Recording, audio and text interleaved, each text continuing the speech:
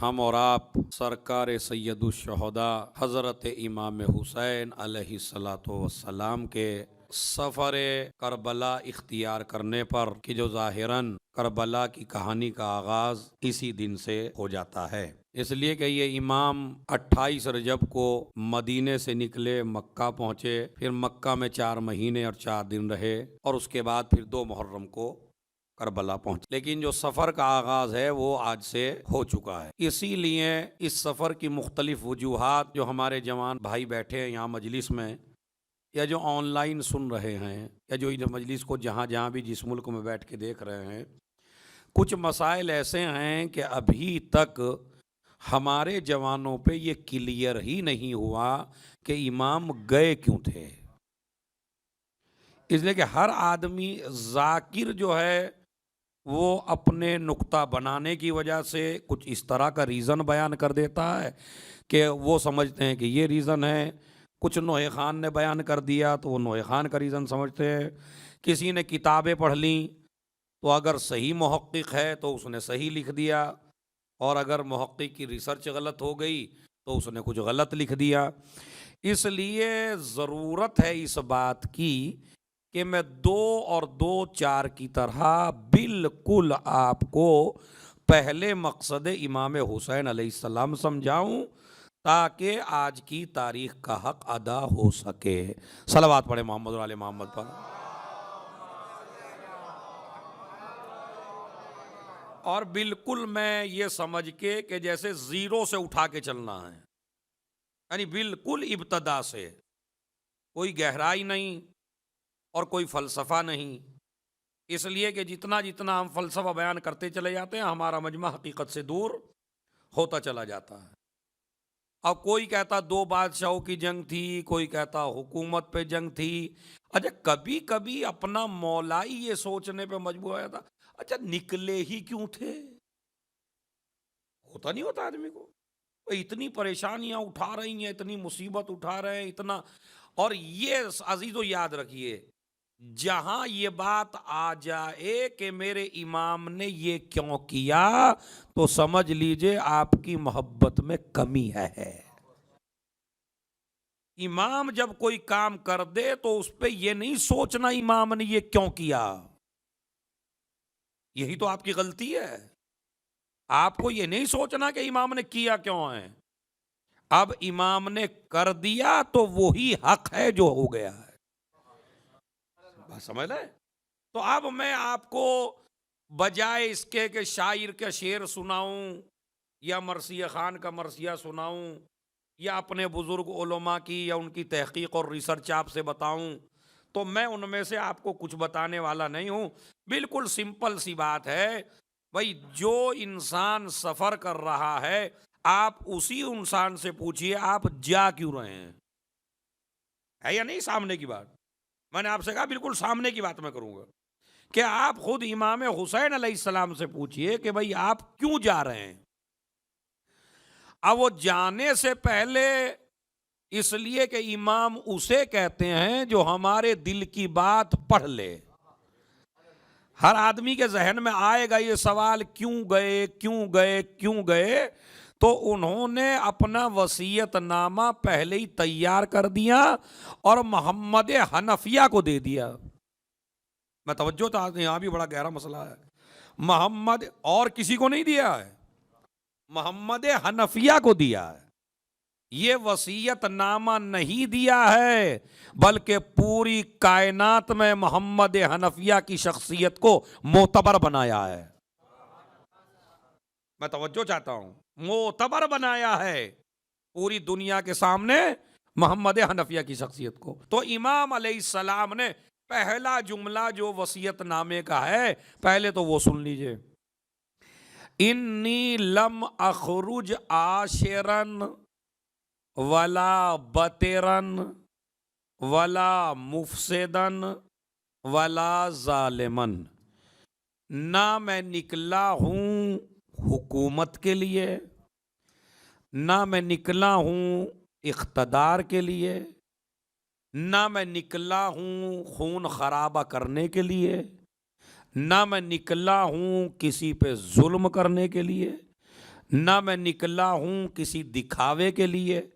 अब ये सारे लफ्ज इमाम ने कह दिए। इसका मतलब है अब अगर कोई ऐसा बयान कर रहा है कि इमाम फला के लिए निकले थे, फला के लिए निकले थे, तो सारे वो रिजेक्ट हैं। इमाम क्या कहते हैं? ना मैं इख्तदार के लिए निकला, ना मैं रियाकारी के लिए निकला, ना मैं फसाद के लिए निकला, और ना मैं निकला काहे के लिए? जुल्म करने के लिए। इन्नमा खरज तो ले तलबिल इस्लाह। माशाल्लाह आप अरबी ज़बान से वाकिफ हैं, इतनी शारजा में अरबी जानते हैं आप। इन्नमा खरज तो ले तलब, ये जो इन्नमा होता है अरबी ज़बान में, अरबी ग्रामर में, इसका मतलब हस्र होता है, यानी मैं सिर्फ और सिर्फ, मेरे जाने का कोई रीज़न नहीं है, सिर्फ और सिर्फ मैं इसलिए निकला हूं। इन्नमा खरज तो ले तलबिल इस्लाह फी उम्मत जद्दी रसूलिल्लाह, ताकि मैं अपने नाना की उम्मत की इस्लाह कर सकूं। देखिए लफ्ज क्या है? इन्नमा खरज तो ले तलबिल इस्लाह, मैं निकला हूं किसके लिए? इस्लाह के लिए। तो मेन क्या है सफर इमाम हुसैन में? जोर से बोलिए सब मिलके, इस्लाह है ना। तो अगर हमारी पूरी मजलिस में सब कुछ हो और इस्लाह ही ना हो, तो इसका मतलब है मजलिस मकसद से हट रही है। बात समझ रहे हैं? मजलिस मकसद से हट रही है। चूंकि सफर की जो वजूहात इमाम ने बनाई कि मैं जो निकला हूं अब वो काहे के लिए? ले तलबिल इस्लाह, मेरे नाना की उम्मत की इस्लाह हो जाए, इस्लाह हो जाए। अच्छा क्यों हो जाए इस्लाह? अब ये माशाल्लाह यहां से मैंने मजलिस शुरू कर दिया, मैं तवज्जो चाहता हूं, बड़ा एक एक आदमी से तवज्जो चाहता हूं। मैं इस्लाह के लिए क्यों निकले हैं भाई? देखिए याद रखिए, जिसको जिस आदमी से जितनी मोहब्बत होती है वो ये चाहता है कि जिसको मैं चाहता हूं वो कभी भी ऐसी जगह पे ना रहे कि जहां तकलीफें हों, जहां परेशानियां हों, जहां मुसीबतें हों, जहां मुसीबतों का सामना करना पड़े। आप बेहतरीन कमाने वाले हैं, आप क्या चाहेंगे? मेरा भाई भी ऐश में रहे, मेरी माँ भी ऐश में रहे, मेरी बीवी भी ऐश में रहे, मेरे बच्चे भी ऐश में रहे, मेरा ख़ानदान भी ऐश में रहे। ये आप गवारा नहीं कर सकते कि आपके हालात अच्छे हों और आपके रिश्तेदार, माँ बाप, बीवी, बच्चे परेशानियों में ज़िंदगी गुजारें। तो इसका मतलब यह है कि जो आदमी अच्छी जगह पे रहता है वो अपने चाहने वालों को भी चाहता है कि ये अच्छी जगह पे रहें। यही मोहब्बत का तकाजा है। हुसैन अहले जन्नत के सरदार हैं, तो वो चाहते ये थे कि इस्लाह कर दूं ताकि कोई आदमी जहन्नम में ना जाए। एक सलावात भेजे मोहम्मद और आले मोहम्मद पर।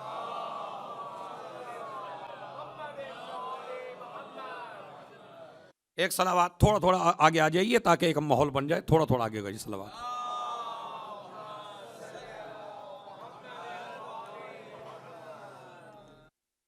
समझ रहे जवानों?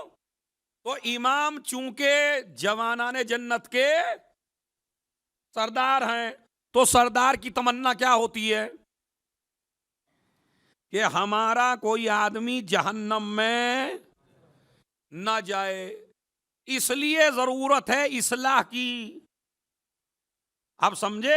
ये जो आज कह देते हैं अरे पता नहीं क्या हो गया फला इमाम बाड़े में, तो बस इस्लाह ही हो रही है। ये भी कोई मजलिस है? अमा ये भी कोई मजलिस है? खाली जितने जाकिर आ रहे इस्लाह इस्लाह की बात कर रहे हैं। अब यार कुछ तो मसाले की बात करो, कुछ तो लगाओ। यानी कुल मिला के आदमी ये चाहता है कि पूरी मसाला किसे कहते हैं? दूसरों को कहें, हमें ना कहें। जब दूसरी कौम को कहें तो हम दाद दें बस आपको। इनको कुछ ना कहिए जो आए हैं मजलिस में, इनकी तो तारीफें करिए, झूठी तारीफें करिए इनकी। आपसे ज्यादा पढ़ा लिखा कोई नहीं है, आपसे ज्यादा समझदार कोई नहीं है, आपसे ज्यादा काबिल कोई नहीं है, आपसे बड़ा जन्नती कोई नहीं है।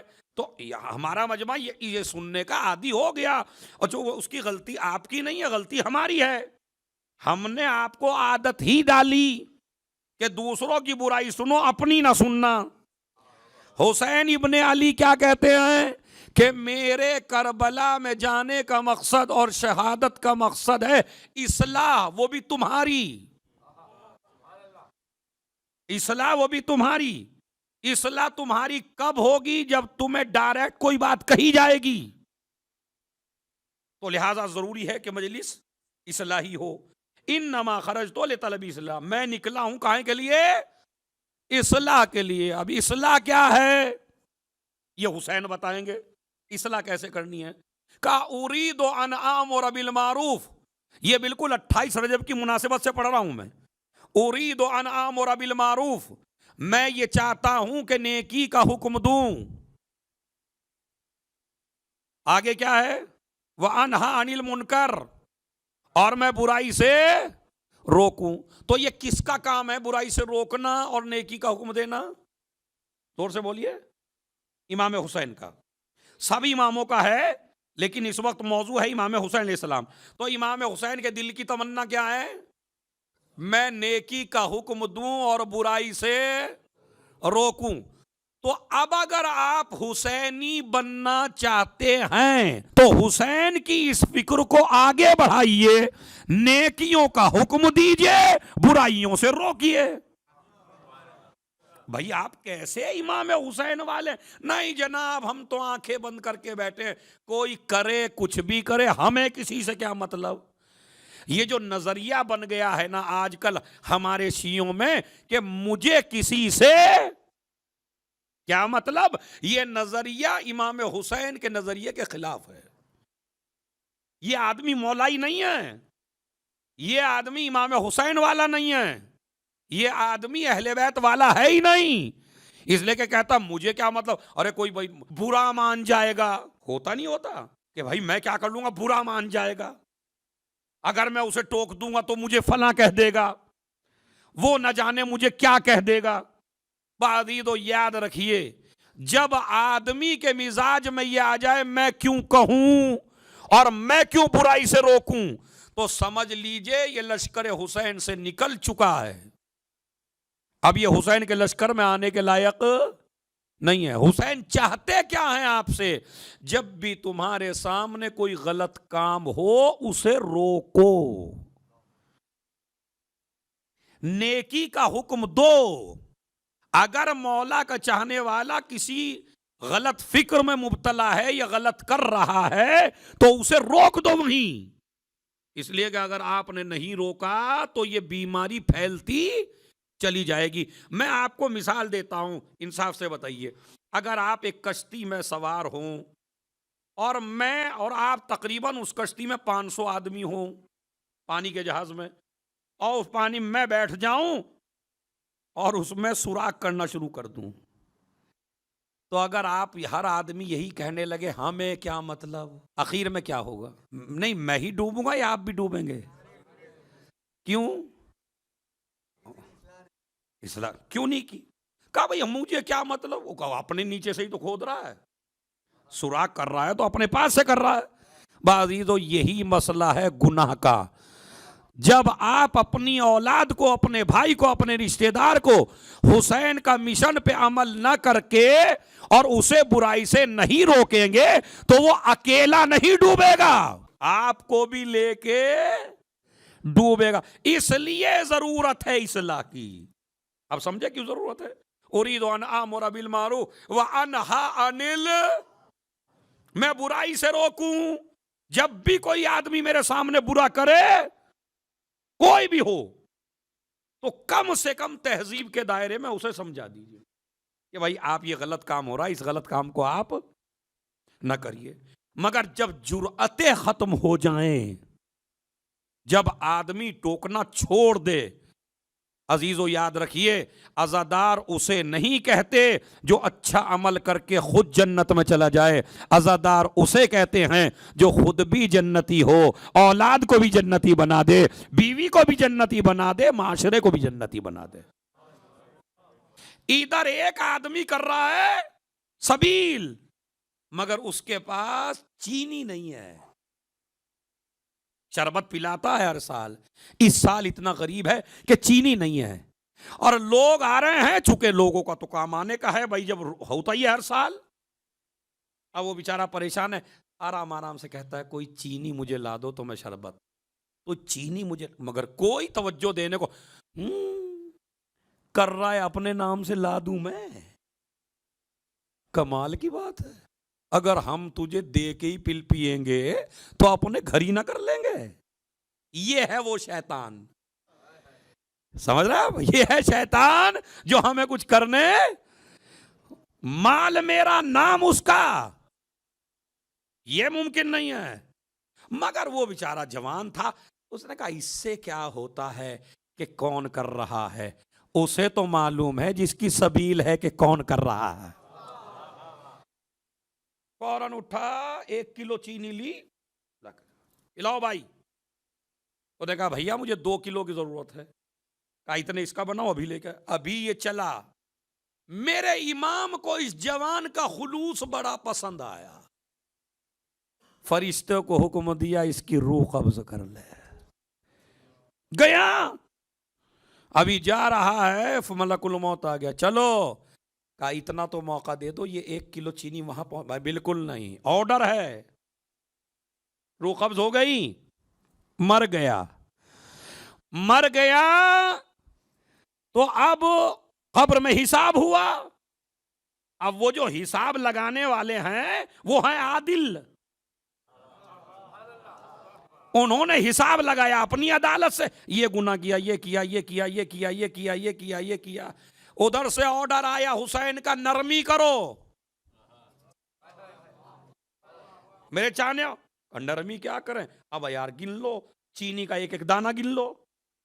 वो चीनी का एक एक दाना गिना गया तो भी गुना ज्यादा रहे, चीनी कम पड़ गई, नेकियां कम पड़ गई। उसके बाद कहा वो भी हिसाब कर लो जो लेने गया था। ये है हुसैन का इस्लाम। मैं क्या करूं आपसे, किस तरह दिल में उतर जाऊं आपके।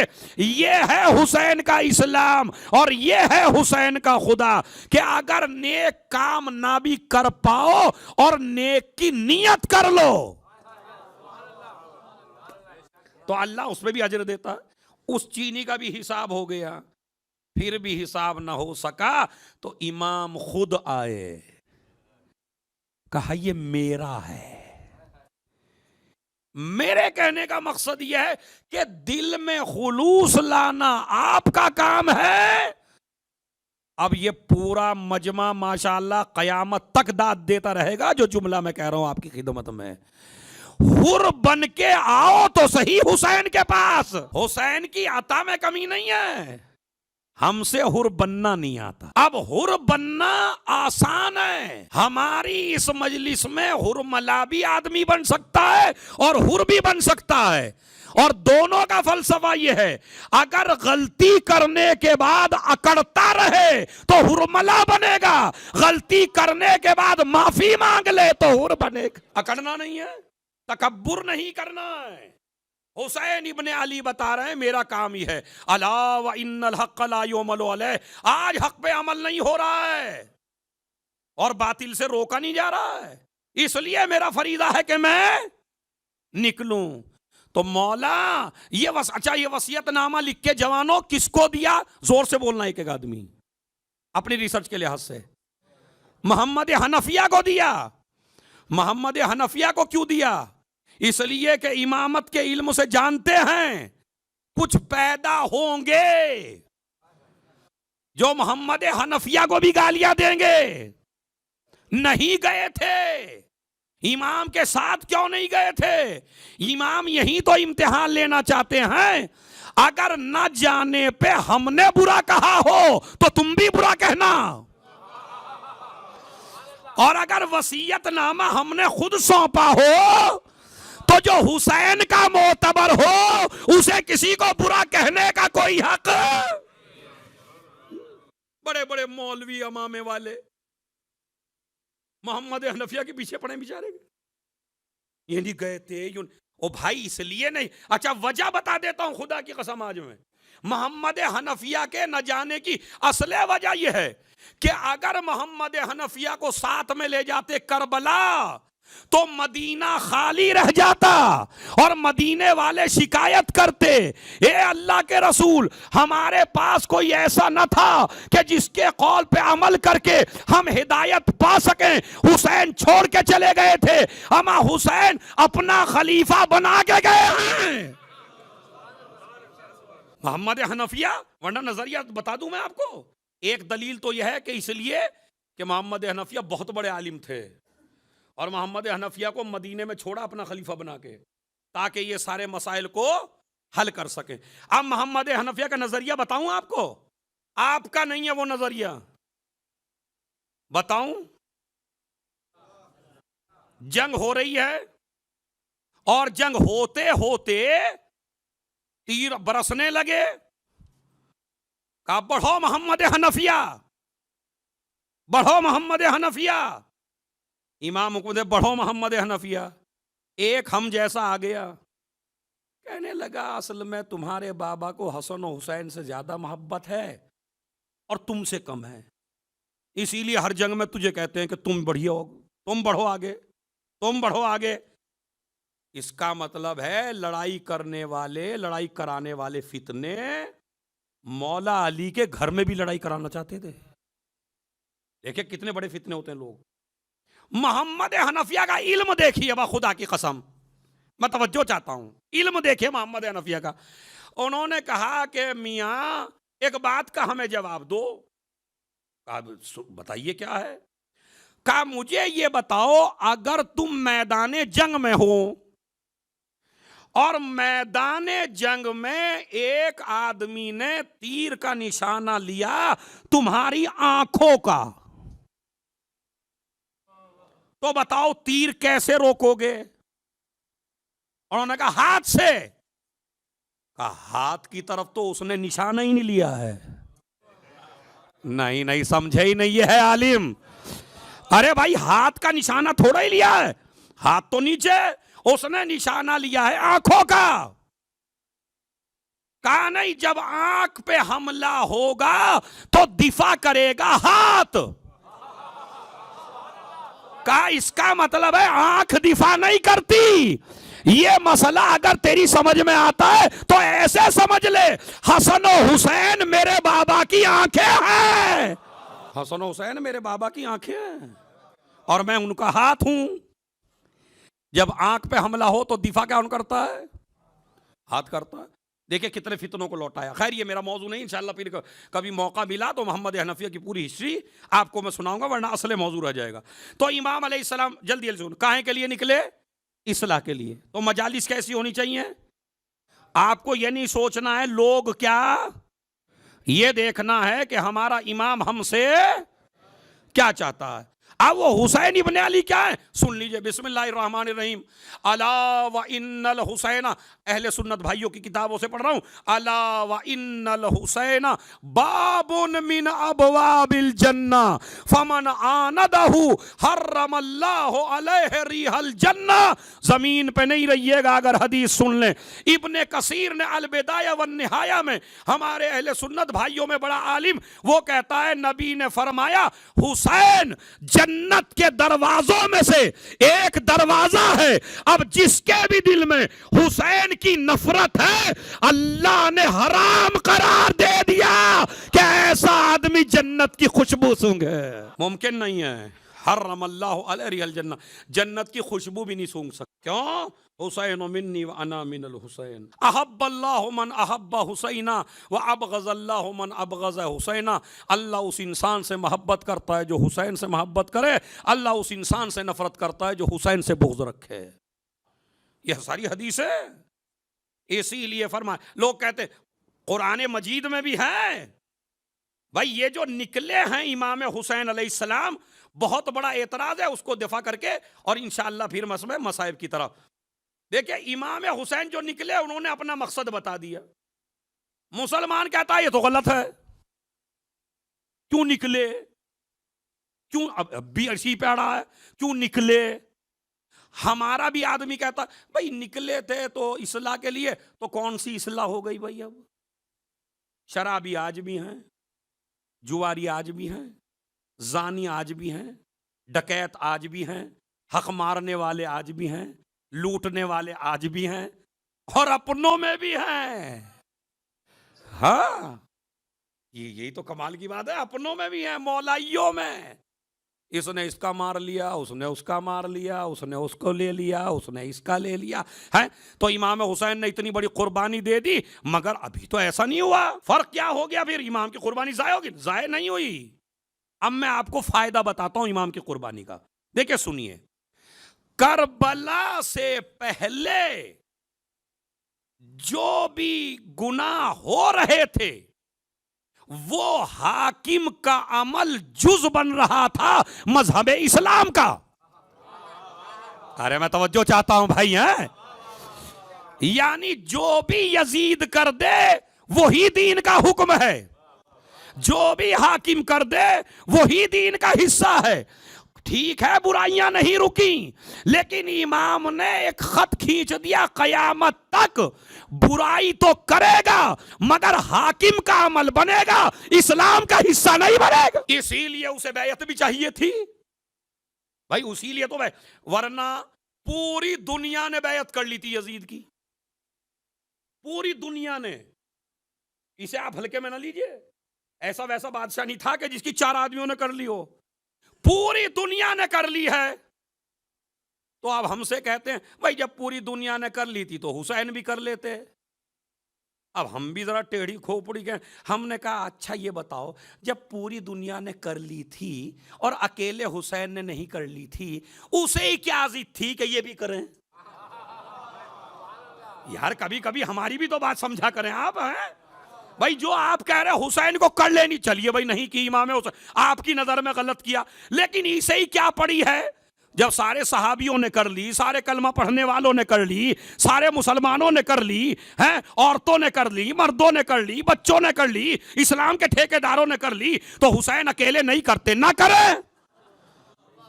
यजीद को क्या फिक्र है कि नहीं हुसैन की बैयत चाहिए? ये हुसैन से बैयत का इसरार बता रहा है कि यजीद भी बताना चाहता है पूरी दुनिया अलग है। भाई इसी को काहे की फिक्र पड़ी है? वो सबने कर ली, ये नहीं कर, रहने दीजिए। अब मैं आपको समझाता हूं कि यजीद को फिक्र क्यों है इतनी। भाई चूंकि मैं भी एक तालिबे इल्म हूं, तो तालिबे इल्म का काम है रिसर्च करना। आप भी सवाल करेंगे भाई जब सबने कर ली तो चलो उन्होंने नहीं की थी, इसको क्या फिक्र है कि यही करें? अब मैं आपको बता दूं इसको फिक्र क्यों है। अच्छी सी सलावत पढ़िए, ऐसा समझा दूंगा नस्लों तक नहीं भूलेंगे।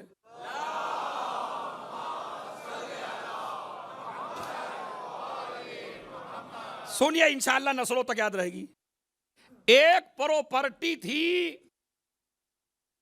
100 गज की या 1000 गज की, 1000 गज का प्लाट था, और वहां आप पूरा मजमा भी बैठा था वहां जब ये मामला हो रहा था, और एक आदमी कह रहा था कि सारे दस्तखत करो ये प्लाट मेरा है।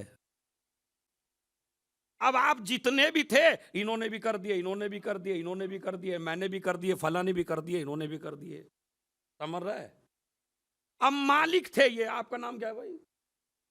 देखिए मैंने मालिक बना दिया आपको। मालिक थे मोहम्मद तकी।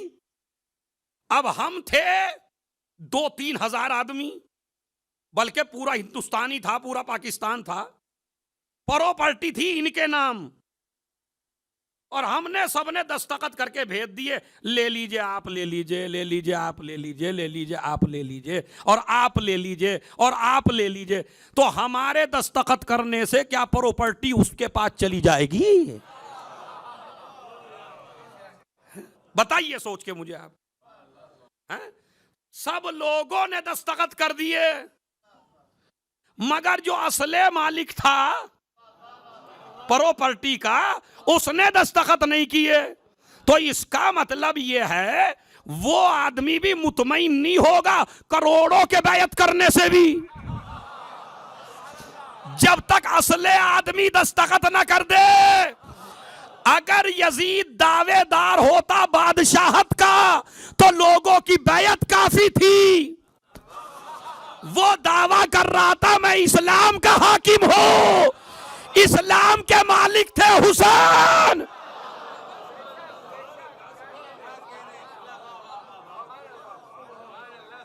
सलावात भेज दें मोहम्मद और आले मोहम्मद पर।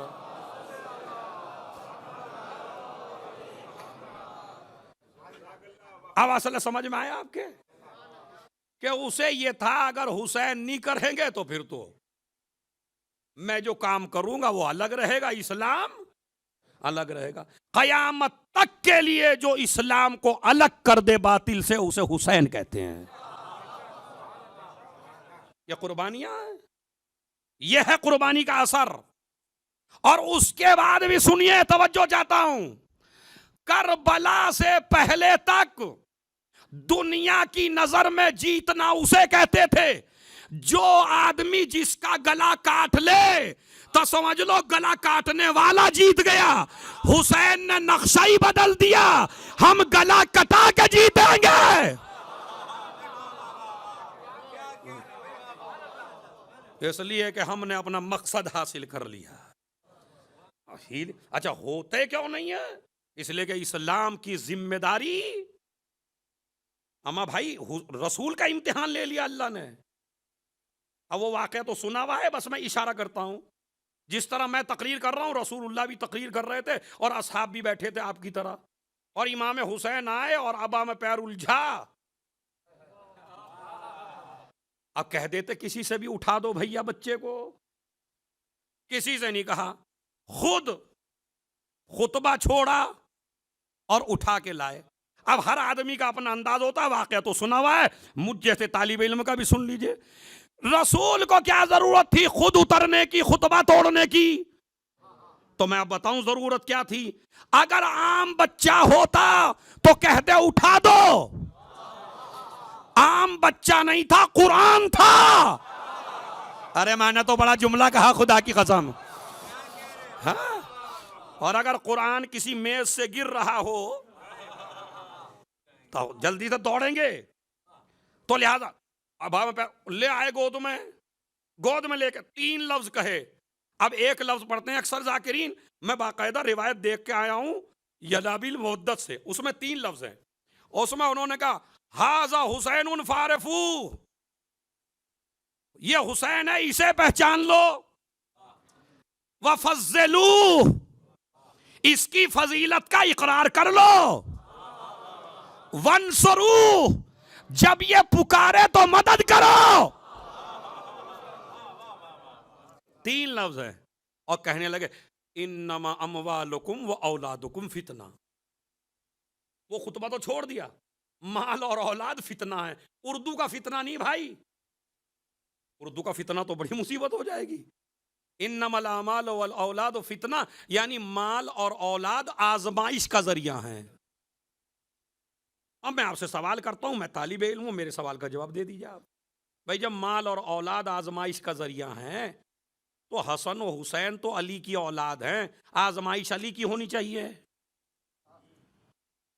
और ये आपकी आजमाइश से इसमें क्या मतलब है? कहा यही तो आजमाइश है कि मैं अहकाम इस्लामी बयान कर रहा हूं, उधर से इस्लाम का वारिस आ रहा है, अल्लाह मेरा इम्तिहान ले रहा है, देखता हूं ये करते हैं या हुसैन को लाते हैं। ये है हुसैन, आजा हुसैन फारिफू, इसे पहचान लो कि ये हुसैन है। बस अजीजों, आपने माशाल्लाह बहुत अच्छा सुना।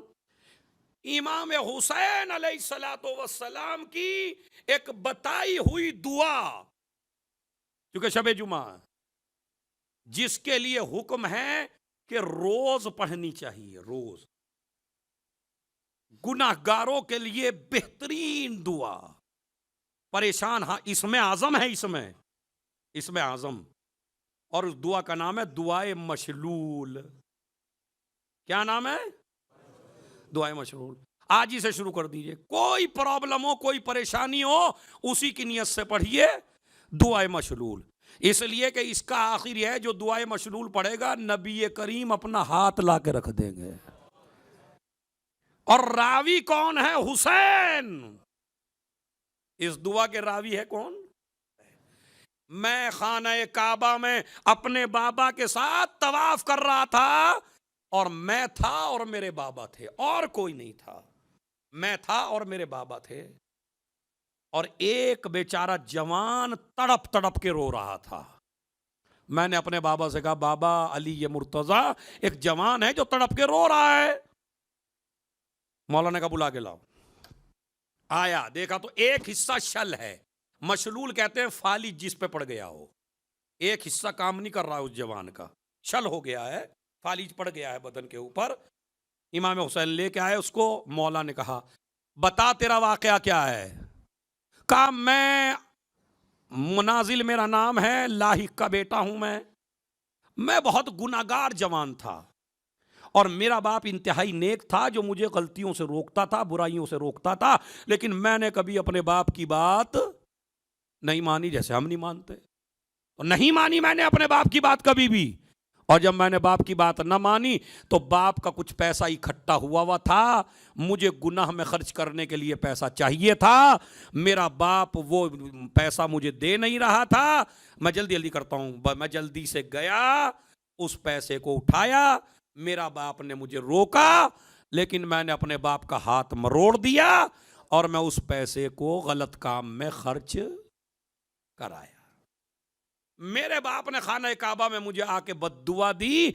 उसी वक्त मेरा आधा हिस्सा शल हो गया और मैं मोहताज पड़ा हुआ हूं। आखिर में जब मैं रोने लगा, बहुत रोया अपने बाप के सामने, बाबा आपने तो मुझे जिंदगी भर के लिए मोहताज कर दिया। जब तक आप दुआ नहीं करेंगे, जब तक अल्लाह मुझे माफ नहीं करेगा। और बाबा मुझे वहीं लेके चलो जहां आपने बद्दुआ दी थी। मैं ऊंट पे बैठ के अपने बाबा के साथ चला, लेकिन एक परिंदा आया, परिंदे की वजह से ऊंट भड़कने लगा। मेरा बाप जमीन पे गिरा, सर पत्थर से टकराया, मेरा बाप मर गया। अब कोई नहीं है जो मेरे लिए माफी की दुआ करे। करूं तो क्या करूं? अमीरुल मोमिनीन ने कहा, मैं तुझे एक दुआ लिख के देता हूं, जिस दुआ का नाम है दुआए मशलूल। दिल से चूंकि तूने अपने गुनाह का एतराफ कर लिया है, इसलिए मैं तुझे ये दुआ लिख के दे रहा हूं। मौला अली ने लिख के दुआ दी। कहा, इसमें आजम है। मुमकिन नहीं है कि दुआए मशलूल पढ़े और आदमी की बला रद ना हो। जा इसे पढ़। कहते हैं, रात में मैंने अमीरुल मोमिनीन की लिखी हुई दुआ पढ़ी। सोया पढ़ के दुआ, रसूलुल्लाह आए, पूरे बदन पे हाथ फेरा। अब जो सुबह हुई तो मैं बिल्कुल सही सालिम था। सल्ले अला मोहम्मद मोहम्मद व अज्जिल फरजहुम। तो ये दुआ है जिसका एक फिक्रा है, जिससे पता चलता है हुसैन की अजमत का क्या है। या मन, मसन जुमला क्या है? या मल्ला तुजरहु अल मसअलात, या मल्ला तुगल्लितहु अल हाजात। ए वो जात जो हर आदमी की हाजत को सुन लेती है। दिल में इरादा करें जब सुन लेती है, बात में सोचे जब सुन लेती है। मगर कोई वक्त ऐसा नहीं आता जब अल्लाह तुम्हारी बात ना सुनता हो।